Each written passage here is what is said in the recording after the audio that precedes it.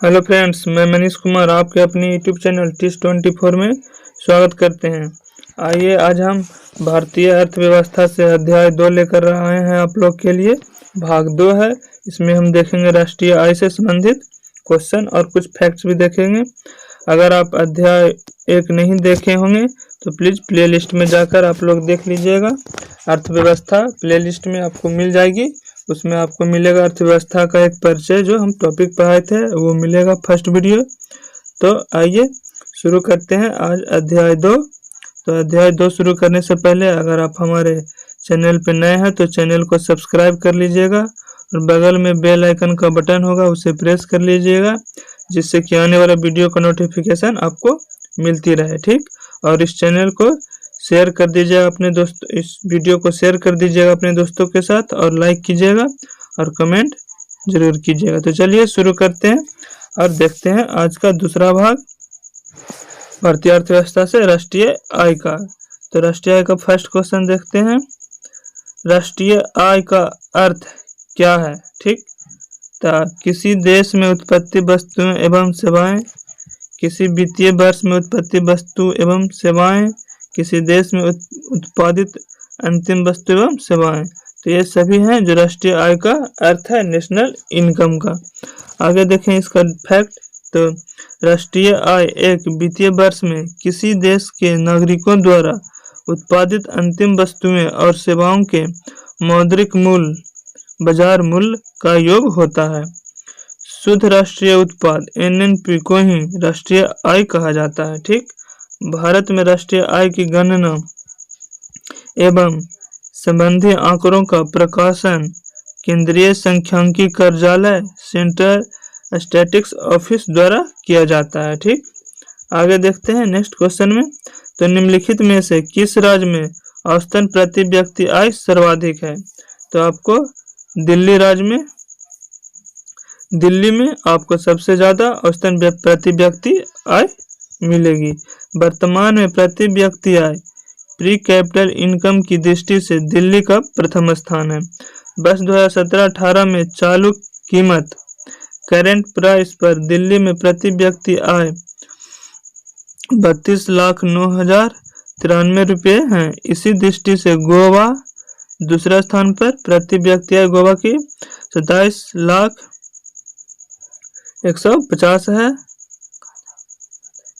2,70,150 रुपये इनकम है। और जबकि बिहार इस सूची में अंतिम स्थान पे आता है, सबसे नीचे आपको बिहार अंतिम स्थान पे आता है। अब इसमें देखें, सॉरी दिल्ली में थोड़ा सा हमने यहाँ पे फैक्ट गलत बता दिया। यहाँ पे होगी आपको 3,29,093 रुपये है व्यक्ति का आय, ठीक, सालाना।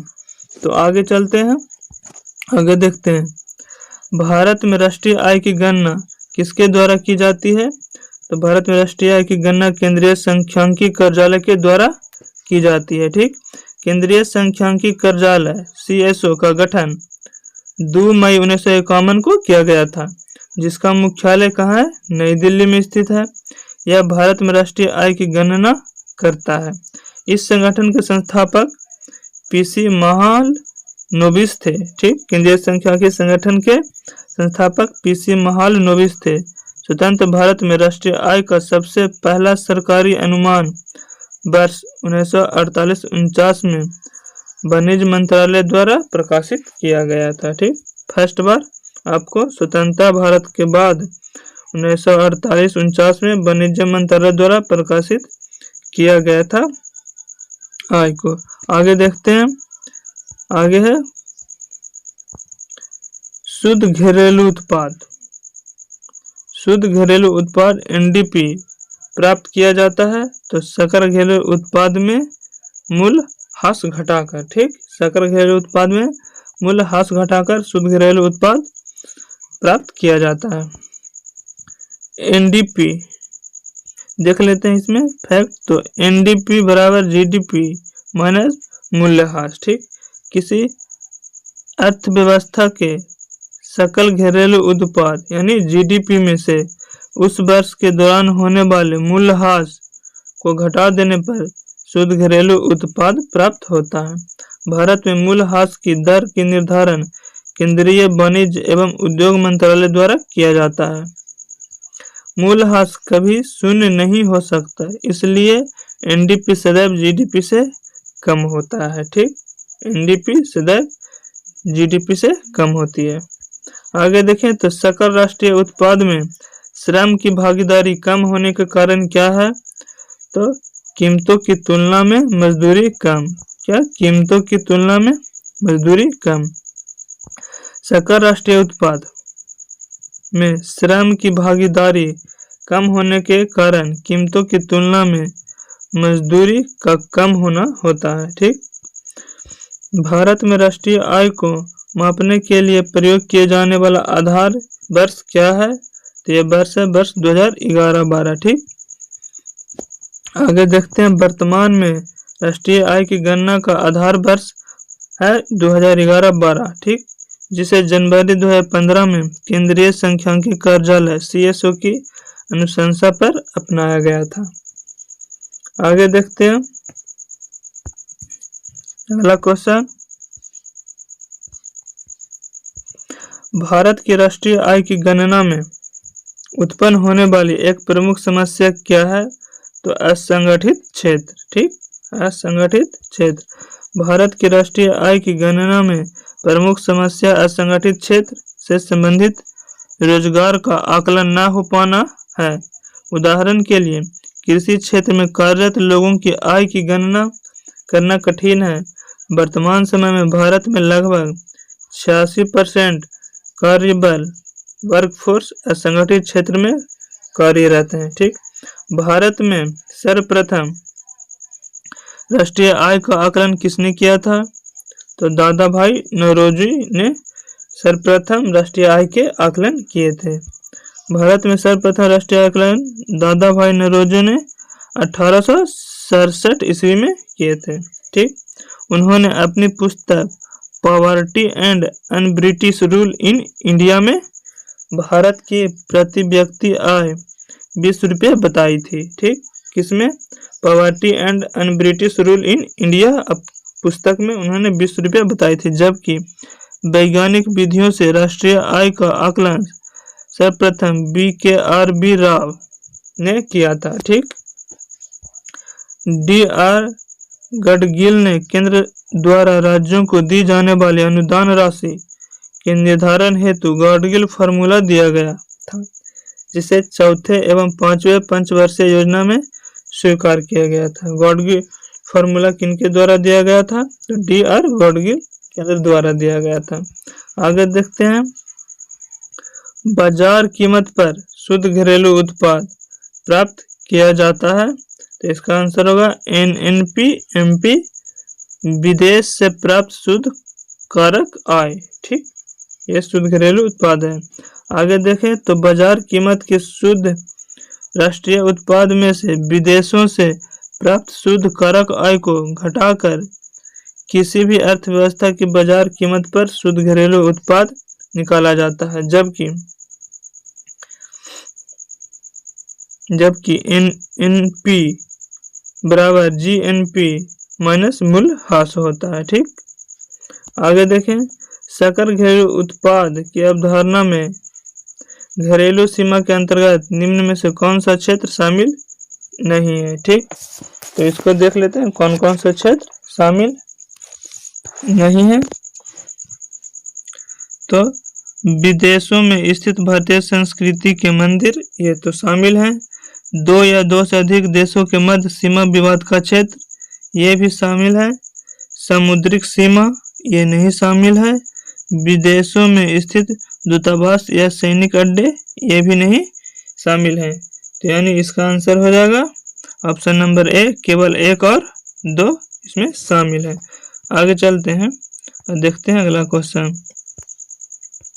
सकल घरेलू उत्पाद की अवधारणा के अंतर्गत घरेलू सीमा में निम्नलिखित क्षेत्रों को शामिल किया गया है। देखिए कौन कौन से क्षेत्र शामिल किए गए हैं।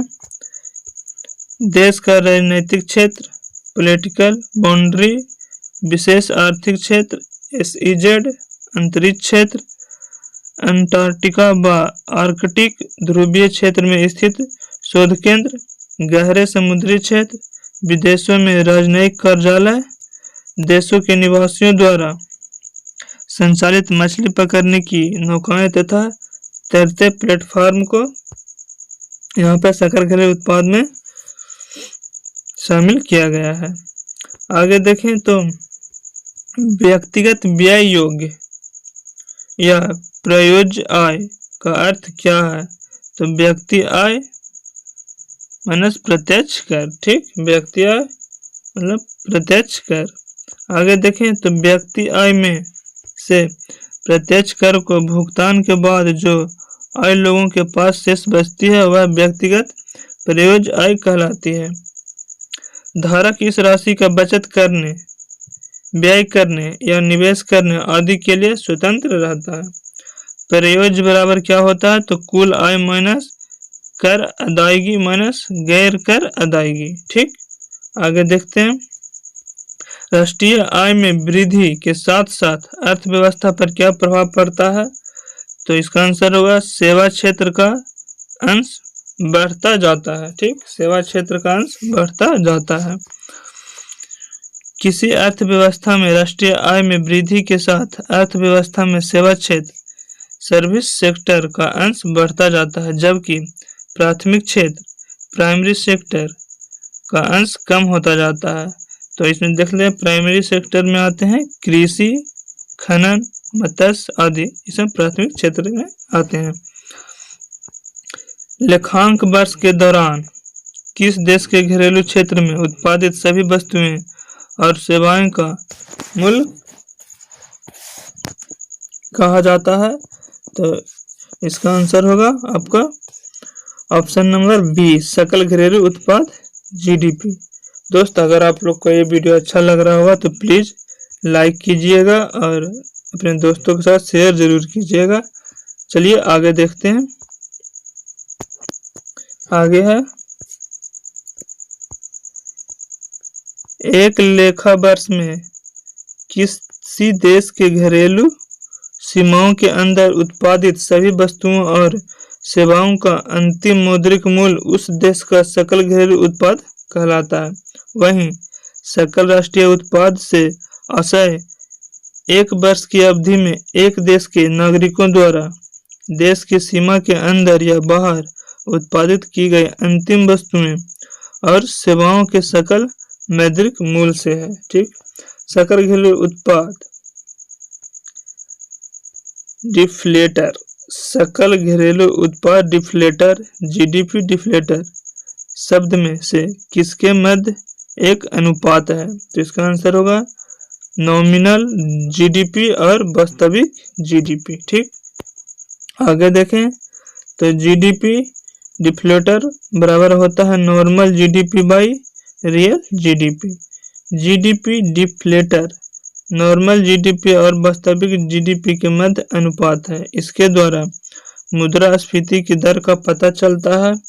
यह मुद्रास्फीति के आकलन में संपूर्ण जीडीपी के आंकड़ों का प्रयोग करता है, इसलिए यह अन्य सभी सूचकांकों की अपेक्षा अधिक व्यापक है।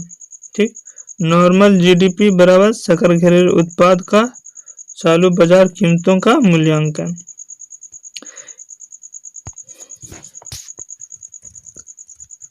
इनमें से कौन सा एक कारक लागत पर जीडीपी के लिए सत्य है? तो इसका आंसर होगा आपको ऑप्शन डी, बाजार मूल्य पर सकल घरेलू उत्पाद अप्रत्यक्ष कर प्लस सब्सिडी। ठीक, आगे देखें तो अगला क्वेश्चन देख लेते हैं। सकल घरेलू उत्पाद और विदेशों से अर्जित शुद्ध कारक आय का योग कहा जाता है? तो इसका आंसर होगा आपका ऑप्शन ए, सकल राष्ट्रीय उत्पाद सकल राष्ट्रीय उत्पाद जीएनपी। ठीक, तो आगे देखते हैं अगला क्वेश्चन। सकल घरेलू उत्पाद एवं विदेशों से अर्जित शुद्ध कारक आय को सकल राष्ट्रीय उत्पाद कहा जाता है। यानी सकल घरेलू उत्पाद एवं विदेशों से अर्जित शुद्ध कारक आय को हम सकल राष्ट्रीय उत्पाद कहते हैं। इसका आशय एक वर्ष की अवधि में एक देश के नागरिकों द्वारा देश की घरेलू सीमा के अंदर या बाहर यानी विदेश में उत्पादित की गई अंतिम वस्तुएं और सेवाओं का सकल मूल्य से है। ठीक, यहाँ देखें तो जीएनपी बराबर GDP plus X minus M होता है। एक्स का मतलब होता है नागरिकों द्वारा विदेश में अर्जित आय और एम बराबर होता है विदेशियों द्वारा देश में अर्जित आय। ठीक, अगला क्वेश्चन देखते हैं 70 नंबर। राष्ट्रीय आय मापने की सबसे उपयुक्त विधि कौन सी है? तो राष्ट्रीय आय मापने की सबसे उपयुक्त विधि आपको है शुद्ध राष्ट्रीय उत्पाद और कारक लागत पर। ठीक, शुद्ध उत्पादित और कारक लागत की विधि द्वारा हम लोग राष्ट्रीय आय को मापते हैं। ठीक, आगे देखते हैं इसका फैक्ट। तो राष्ट्रीय आय की गणना की सबसे उपयुक्त विधि कारक लागत पर शुद्ध राष्ट्रीय उत्पाद है। एनएनपी को ज्ञात करने के लिए सकल राष्ट्रीय उत्पाद में से मूल्यह्रास और शुद्ध अप्रत्यक्ष करों को घटाया जाता है। ठीक, यहाँ पे देख लें तो एनएनपी बराबर जीएनपी माइनस मूल्यह्रास प्लस शुद्ध अप्रत्यक्ष कर कहलाता है। नोट में देखें तो वर्तमान में राष्ट्रीय आय की गणना कारक लागत यानी फैक्टर कॉस्ट पर नहीं अपितु बाजार मूल्यों मार्केट प्राइस पर की जाती है, जिसमें प्रत्यक्ष करों को जोड़ा जाता है और उत्पाद तथा सब्सिडी को घटाया जाता है। आगे देखें लास्ट क्वेश्चन इस वीडियो का।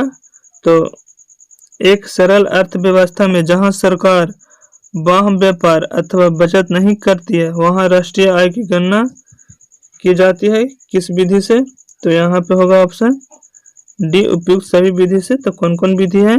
तो व्यय विधि से भी किया जाता है, आय विधि से भी और उत्पाद विधि से भी किया जाता है। व्यय विधि क्या है? तो व्यय विधि में राष्ट्रीय आय की गणना उत्पाद के मांग पक्ष को ध्यान में रखकर किया जाता है। उत्पाद अथवा मूल्य वृद्धि विधि में उत्पादित वस्तुओं और सेवाओं के वार्षिक मूल्य के माध्यम से राष्ट्रीय आय की गणना की जाती है। और आय विधि द्वारा कैसे की जाती है? तो आय विधि द्वारा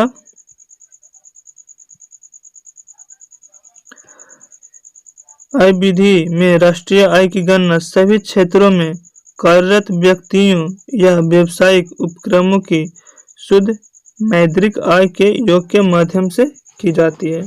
ठीक, तो आज का वीडियो इतना ही था। आज का क्वेश्चन हमने 18 क्वेश्चन देखे और इसके बहुत सारे फैक्ट्स भी देखे जो कि सभी क्वेश्चन सभी एग्जामों के लिए बहुत ही महत्वपूर्ण था। और इसमें हम राष्ट्रीय आय आज हम देखे हैं अध्याय 2 में। अर्थव्यवस्था में आज हम भाग 2 देखे।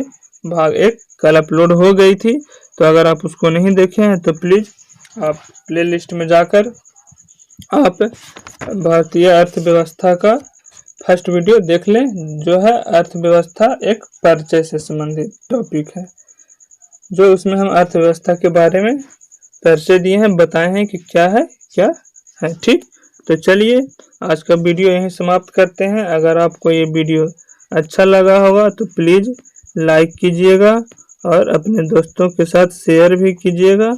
ठीक, और कमेंट जरूर कीजिएगा कि ये वीडियो आपको कैसा लगा। ठीक, तो चलिए आज का वीडियो यहीं अंत करते हैं।